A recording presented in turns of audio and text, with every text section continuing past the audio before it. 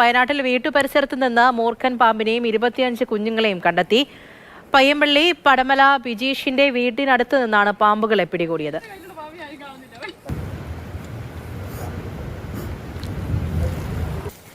M Kamal ചേരുന്നുണ്ട് വയനാട്ടിൽ നിന്നും. കമൽ, വിവരങ്ങൾ.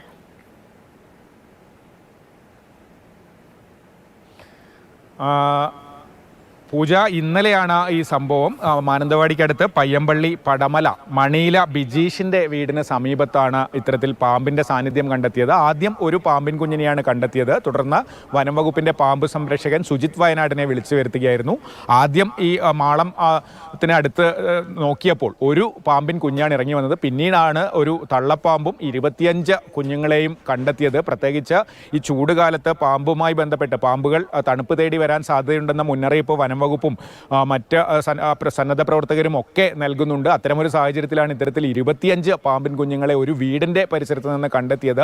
എന്തായാലും ഇവയെ സുരക്ഷിതമായി പിടികൂടി വനത്തിൽ കൊണ്ടുവിടാൻ വനം വകുപ്പ് അത്തരത്തിൽ പിടികൂടാൻ കഴിഞ്ഞു എന്നുള്ളത് ആശ്വാസകരമാണ്. പക്ഷേ വീട്ടുകാരെ സംബന്ധിച്ചിടത്തോളം ആദ്യം വലിയ ആശങ്കയാണ് ഉണ്ടായത് ഈ കാഴ്ച കണ്ടപ്പോൾ. കാരണം ഒരു പാമ്പും അതിൻ്റെ 25 കുഞ്ഞുങ്ങളും എന്ന് പറയുമ്പോൾ ആരും ഞെട്ടിപ്പോകുന്ന ഒരു കാഴ്ചയാണ്.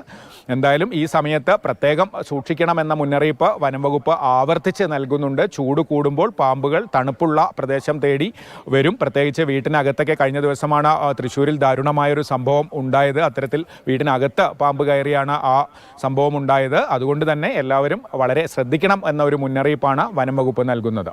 പൂജ. ശരി, എം കമലാണ് വിവരങ്ങൾ നൽകിയത്.